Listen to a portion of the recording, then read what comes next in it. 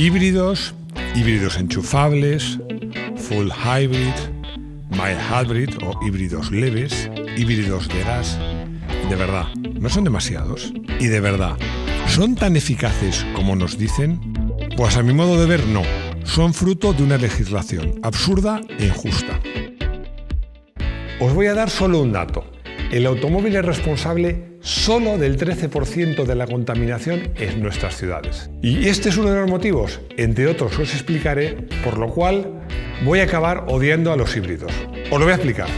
Bienvenidos a Garaje Hermético. Enciérrate con nosotros.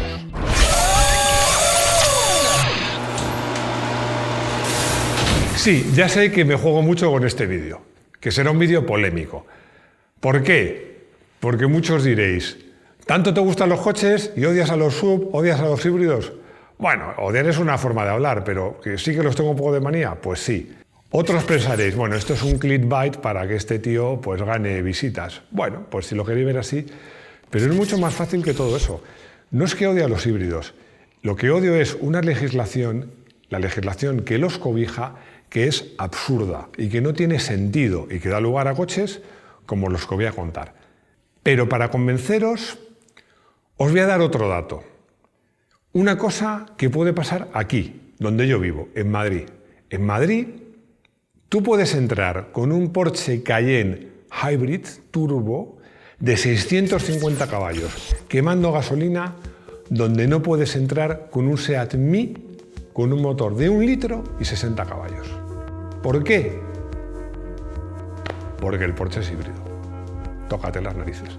El Porsche es híbrido, pero si no has cargado la batería, vas quemando gasolina como un loco. Ojo, que no me quiero meter con Porsche, ni mucho menos, porque al final de este vídeo os contaré que los híbridos sí tienen sentido, pero realmente a efectos de polución y de control a la contaminación, el tema de los híbridos tiene tela.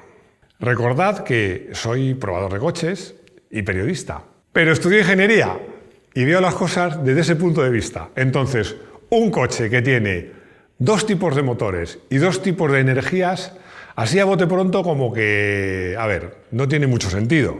Y es que detrás de todo este tema hay mucho postureo y hay mucha política. Y la normativa que controla y que regula las emisiones y que regula las homologaciones es la que ha fomentado que existan este tipo de híbridos. Muchos de ellos han nacido simplemente para tener opción a una determinada etiqueta. Además, voy más lejos. En la gente que vive fuera de las grandes ciudades, que no olvidemos que es la mayoría a pesar de todo, ¿para qué demonios quieren un híbrido? Para nada. Para nada. Un coche normal, convencional, les interesa mucho más. Comencemos por el principio. Y si hablamos de coches híbridos y de principio, hay que hablar de Toyota. Porque Toyota fue la primera que lanzó un coche híbrido a gran escala. Hubo más, pero la primera que lanzó un coche al mercado híbrido fue Toyota con su Prius. Con su Prius, que fue una apuesta muy inteligente desde el punto de vista tecnológico, y desde el punto de vista de marketing. ¿Por qué? Desde el punto de vista tecnológico. ¿Qué hacemos cuando frenamos? Tú vas en tu coche y frenas. ¿Qué pasa? Es muy sencillo. Físicamente lo que tú haces es convertir la energía cinética, es decir, la inercia del coche, en energía calorífica, es decir, en calor. Al final los frenos son cosas que rozan y producen calor, que se evacúa en los discos. Eso es lo que tú haces, o sea, tirar energía al aire. En un híbrido no haces eso. Bueno, también lo haces porque algo de frenar hay que frenar, pero lo que haces es que el motor híbrido actúa también como generador y lo que hace es que esa energía de la frenada la aprovecha para cargar una batería. Una solución inteligente. Inteligente en ciudad. Inteligente en ciudad porque la conducción en ciudad consiste básicamente en eso, en acelerar y frenar. Aceleras cuando se pone el semáforo en verde y frenas cuando llegas al semáforo en rojo o algún imbécil se te cruza o pase lo que pase. Y en ese momento el coche híbrido es muy competente porque toda esa energía la va recuperando. ¿Pero qué sucede si salimos con un híbrido convencional a carretera? Un híbrido convencional en carretera básicamente es un coche convencional con un lastre de baterías y de motores eléctricos que prácticamente no utiliza. Esto es así, es un dato. Y si ponéis, veis la proporción de lo que actúa el motor eléctrico en un híbrido en carretera, es muy, muy baja. Pero os decía que fue una idea brillante desde el punto de vista del marketing. ¿Por qué? Porque ha asociado para siempre el concepto híbrido y sobre todo el concepto ecológico a la imagen de la marca Toyota. Hasta tal punto es así que ellos hicieron una estrategia muy inteligente en Hollywood y muchos actores y actrices famosos, o actrices y actores, como queráis, tenían como coche personal un híbrido, un Prius. Pero es que además, si veis películas de esa época, hablo de primero de los 90, perdón, de primero de los 2000, veréis en pantalla montones de coches de este tipo, de híbridos que eran todos Prius. Esto es así hasta tal punto que os voy a contar, no una anécdota, un sucedido, como decía mi abuela, un sucedido, que una amiga mía se compró un coche para llevar al niño al colegio. Mandaba bien de dinero y le obsesionaba la seguridad y la ecología. Y se compró un Toyota Land Cruiser, así, con un par. Un coche de 2,5 toneladas, era el V6 turbodiesel de 200 caballos, de 5,5 metros. Cuando iba ella, una chica delgadita y pequeñita, con su hijo de 3 años. Y le digo, ¿cómo te has comprado este coche? No, me lo he comprado porque es un Toyota y es muy ecológico. A ver, por definición, un coche de ese peso y esa potencia y ese tamaño no es ecológico. Si hubiera comprado un cochecito pequeño, un Smart, aunque fuera de gasolina, sería más ecológico. Pero bueno, bien por Toyota, han conseguido asociar la imagen de ecología a su marca. Y ojo, justo reconocer que han hecho mucho por la ecología. Y en este momento, y con este panorama, llegan los mild hybrid, o podríamos traducirlo esto como híbridos leves. ¿Qué es esto? Pues es un coche normal, que le pones un pequeño motor eléctrico en algún sitio y una pequeña batería. Y es verdad que cuando frenas recupera algo de energía. Pero son coches incapaces de recorrer ni un solo metro solo con electricidad. Son híbridos muy leves. ¿Qué consiguen? Bueno, ese motor en determinados puntos, en determinados momentos, el motor eléctrico me refiero, sí ayuda al motor de explosión. Aquí lo importante es que consiguen que la DGT te dé una pegatina de coche eco. Estos coches tienen la calificación de coches eco y la gente que se los compra, la inmensa mayoría, no tiene motivaciones ecológicas, sino lo que quieren es tener un coche con esa pegatina con el que les permite acceder al centro de las ciudades. Por mucho que se empeñe Tesla, que hace unos coches magníficos en los temas de autonomía y todo eso, pero hoy por hoy, en España y en casi todas partes, viajar con un eléctrico es muy complicado. Muy, muy complicado. Tienes que programar dónde recargar el coche. Y claro, tú lo programas. Hicimos un vídeo de viajar en un eléctrico, que os invito a verlo. Tú lo programas y dices, no, como mi coche tiene 200 kilómetros, o paro a tal sitio, mientras como, si es un Tesla, un cargador rápido, pues me cargan el coche. Pueden pasar muchas cosas. Primero, que el cargador no esté. En Google aparece, pero no está. Segundo, que esté y no funcione, que también nos pasó. Tercero, que esté, que ponga que es de carga rápida y sea de carga lenta, con lo cual en 2 horas cargas un 20% de la batería. Puede pasar que ponga que hay 2 cargadores y es mentira, hay un cargador con 2 enchufes y como llega otro coche más gordo que el tuyo, te chupa la batería, te chupa la carga. O puede pasar simplemente que esté ocupado. Tú llegas, oye, hago 300 kilómetros, paro, como y mientras comemos el coche se recarga, pero llegas y hay otro señor y le dices, ¿va a tardar mucho? Sí, 2 horas en comer. Entonces, ¿tú qué haces? No puedes seguir, esperar 2 horas, comer 2 horas o comer mucho, pero no lo puedes cargar.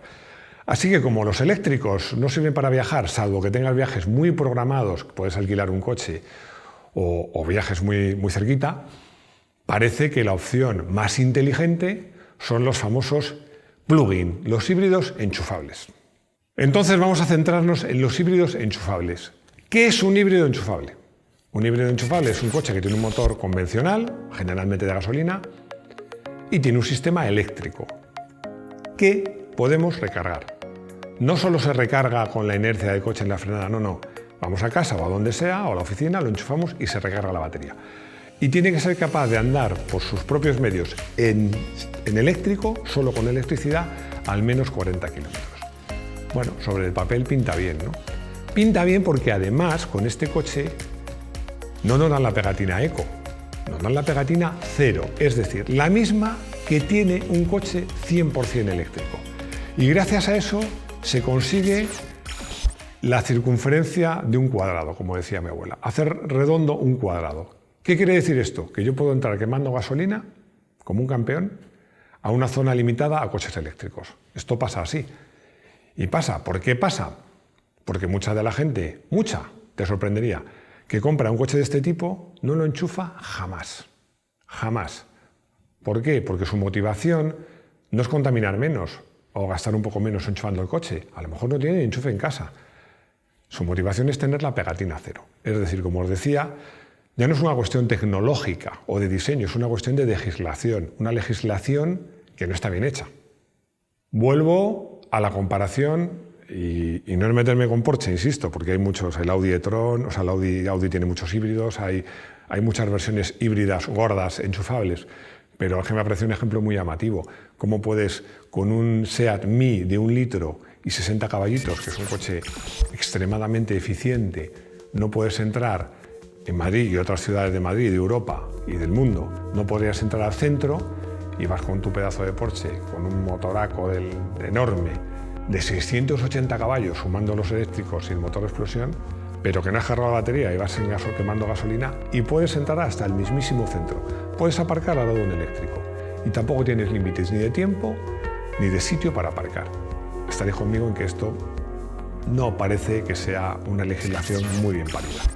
Os digo más, os voy a proponer un ejercicio, porque algunos dirán, no, pero los híbridos gastan menos, contaminan menos. No. No voy a comparar coches distintos, voy a comparar el mismo. Un coche que ha aparecido recientemente, el Ford Kuga. El Ford Kuga tiene una versión gasolina de 150 caballos que anuncia un consumo homologado de 6,5 litros. Y acaba de aparecer un híbrido enchufable, gasolina, de 224 caballos cuando suman los dos motores, que anuncia un consumo de 6,5 litros. Es decir, si me cae mal la misma gasolina, contamina lo mismo. Pero voy más lejos. Es que tiene un diésel de 190 caballos que anuncia un consumo de 5,6 litros. O sea, si quema menos combustible, contamina menos. Además, vuelvo a insistir, un híbrido enchufable, si no se enchufa, es un coche normal lastrado con unas baterías y que sí, que recupera algo de energía en las frenadas. También quiero hacer un alto en el camino. Se ha demonizado a los diésel. Los diésel son malísimos. Un presidente de gobierno que dijo, hay que acabar con los diésel porque contaminan más. Eso es rigurosamente falso. Es cierto que los diésel antiguos contaminaban más, sobre todo en óxidos nitrosos y sobre todo en partículas. Pero los modernos motores turbodiesel contaminan incluso menos que un motor de gasolina equivalente. O sea que olvidémonos de que los diésel contaminan más. No es así. Al margen de legislaciones, a mi modo de ver, mal hechas por iluminados que creen tener la llave de la solución mágica y que, por cierto, ponen a la industria contra la pared con sanciones si no consiguen una serie de objetivos, etcétera, etcétera. ¿Cuál es la realidad? ¿Son un timo los híbridos? Os recuerdo lo que decía al principio de este vídeo. Os voy a poner el caso de Madrid. De Madrid, conozco muy bien Madrid, vivo en Madrid y tengo mucha información sobre Madrid. Como os decía, en Madrid el responsable del 13% de la contaminación es el automóvil. Y el resto, un 50%, son las viviendas particulares. Es decir, el aire acondicionado y la calefacción. Y en una ciudad que quiere presumir de ecológica, donde se están fomentando el uso de eléctricos, híbridos y todo este tipo de coches, sigue habiendo más de 500 calderas de carbón. Y eso sí que contamina, de todo. Echa un humo asqueroso y encima lleno de partículas. Pues en Madrid sigue habiendo más de 500 calderas de carbón. No os lo advertí al principio, este vídeo habla el profesional, pero también habla un poco el aficionado, porque vamos a ver. La pregunta es, ¿los híbridos molan o no molan? Antes de responder a esta pregunta, porque miro a Maya que no tenga cubos llenos de agua, me mojaré y os diré mi opinión, interesa conocer la diferencia entre un motor eléctrico y uno de gasolina. Que puede decir, bueno, es obvia, uno quema combustibles fósiles y otro va con energía eléctrica. Sí, pero un motor eléctrico tiene una característica muy importante. Habéis oído hablar del par motor en los motores de combustión, que se dice, tiene tal par motor a 4.000 vueltas, a 3.000 vueltas. El par motor es el momento en que el motor tiene más fuerza. En un eléctrico es completamente diferente. ¿Por qué? Porque tienen el par máximo a 0 revoluciones. Os voy a poner un ejemplo. Coger un motor eléctrico, un motor de Scalextric, vale. Cogéis el coche de Scalextric y le levantáis y frenáis las ruedas con los dedos. Y veis que con las ruedas frenadas el motor sigue haciendo fuerza. Con un motor de gasolina no pasaría eso. Cuando pasa es cuando metes la primera, sueltas el medio muy rápido, ¡pum!, y se cala. Un motor de gasolina o diésel a 0 vueltas no da ninguna potencia. El eléctrico sí. ¿Y en qué se traduce esto? Ya os lo he contado. Los coches eléctricos aceleran una barbaridad. Luego ya cuando empiezan a coger velocidad hace falta mucha potencia. Pero la fase de aceleración, esa característica única de los eléctricos, les hace muy competitivos. Entonces hay muchas marcas, y ahora voy a defender a Porsche o a Ferrari o a otras muchas, que han hecho coches híbridos, pero no han hecho pensando en la ecología, o no solo pensando en la ecología, lo han hecho para hacer los coches más eficaces. Porque además hay otra ventaja de los motores eléctricos. Un motor eléctrico de 100 caballos es poco más grande que una botella de agua. Lo puedes poner en la propia rueda. Hay coches que son tracción total. ¿Por qué? Porque tienen el motor térmico que lleva la tracción a 2 ejes y en el otro eje ponen motores eléctricos. Tienen otra ventaja. Puedes gestionarlos electrónicamente muy bien. Y os pongo el ejemplo último. En competición hay híbridos. Hay híbridos en Le Mans y los Fórmula 1 son híbridos. ¿Y por qué lo hacen? Sí, es cierto. Hay un tema de imagen, pero sobre todo porque es muy fácil en los coches de Le Mans, especialmente que sabéis que son tracción total gracias a la tecnología híbrida, es muy competitivo, es muy fácil de hacer competitivo, consigues muy buenas aceleraciones, gestionas muy bien la potencia, es decir, suponen una ventaja. Es decir, para acabar, voy a concluir porque ya me miran mal, llevamos un día muy duro de grabar vídeos. Los híbridos es una tecnología más que es interesante. Yo creo que antes teníamos coches, lo contaba cuando hablaba de los eléctricos, de gasolina y de gasoil, primero de gasolina, luego ya de gasoil, luego ya los eléctricos, ahora híbridos enchufables, no enchufables, mild hybrid.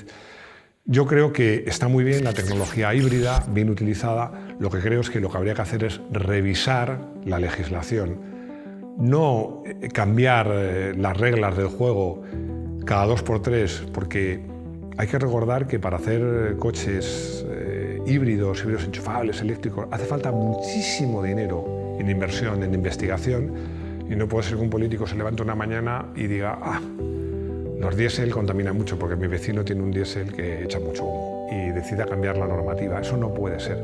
Yo creo que hay que revisar esa legislación y hay que apoyar a los coches verdaderamente ecológicos. Y un coche con un motor convencional bien hecho puede ser tan ecológico en ocasiones como un híbrido. Y desde luego, un híbrido bien hecho tiene ventajas innegables. Bueno, y para acabar, la conclusión de este vídeo es muy sencilla. Cuando la investigación o lo que hay que investigar o los avances que hay que hacer lo deciden los políticos y no los técnicos, políticos mal asesorados o nada asesorados, pues mal vamos. Yo creo que hay híbridos muy interesantes. No hemos hablado de los híbridos de gas, que los híbridos de gas son una alternativa muy interesante y yo creo que los híbridos tienen futuro. Pero bueno, llegados a este punto, espero vuestros comentarios, que en este caso deseo que sean muchos y que algunos me deis la razón. Ya sé que otros no me la vais a dar. Pero no hemos acabado porque llegamos a nuestro coche del día. Y para que veáis que no odio los híbridos, que odio algunos híbridos y sobre todo odio las situaciones que se dan alrededor de los híbridos, voy a elegir un coche del día que es un híbrido. Y además un coche que es moderno, es muy reciente. Tiene un nombre un poquito largo, así que lo voy a leer. Es el Mercedes E300DE. Es un coche híbrido que probé, que tiene 306 caballos, el motor eléctrico da 122, por tanto el otro da 194, a 3.800 revoluciones.